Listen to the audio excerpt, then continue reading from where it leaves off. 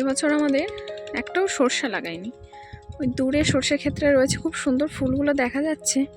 অনেকবার যাব দেখতে।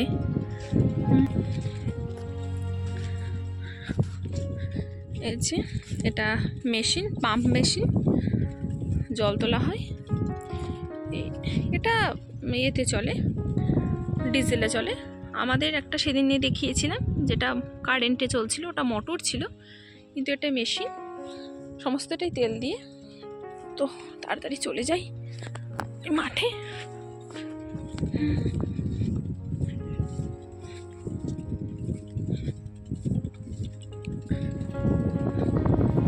এই শীতকালে সর্ষে ক্ষেত দেখতে খুব সুন্দর লাগে।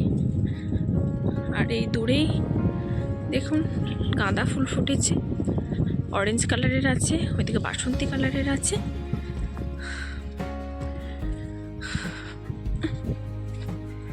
খুব সুন্দর লাগছে।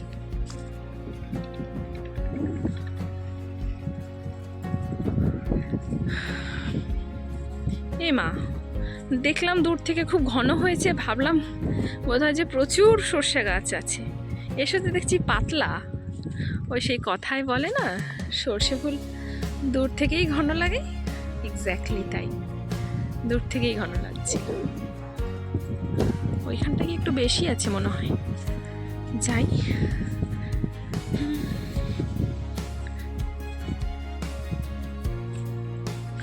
খুব সুন্দর লাগছে। গ্রামে থাকি, অথচ এই যে ছোট্টখাটো জিনিসগুলো, এগুলোই কত মোহিত করে তোলে আমাদের।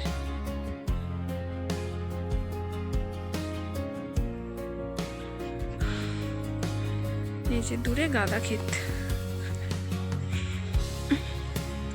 এটা অবশ্য লোকের জমি।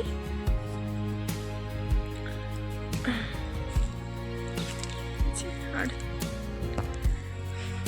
সূর্যমুখী, গোলাপ, তারপরে চেরি গাঁদা, রক্ত গাঁদা, এই সমস্ত হয়। তারপরে আকন্দ ফুল, ধুতরা ফুল, এই সমস্তগুলো সিজনে সিজনে সিজনে মোটামুটি সব কিছু এখানে চাষ করা হয়।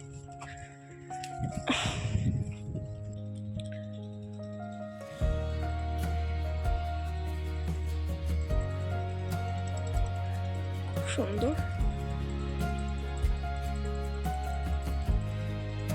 এই সরস্বতী পুজো, তারপরে শীতের সমস্ত বিয়েগুলো, মকর সংক্রান্তি, খুব ভালো দাম যায় শীতকালে ফুলের।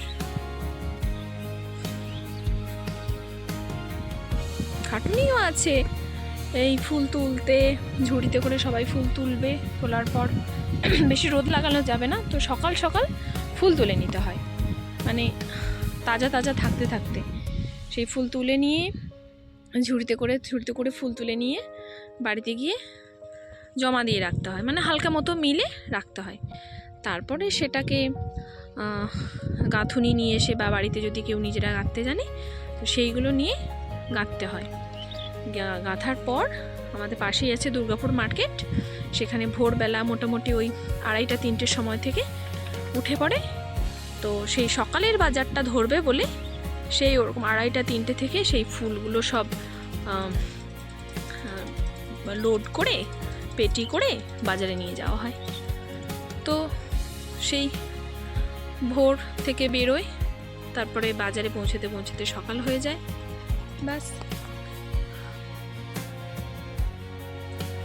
তো ঠিক আছে, আজ দেখলাম সর্ষে ক্ষেত, দেখলাম গাঁদা ক্ষেত, দেখলাম। আজ এইটুকুনি।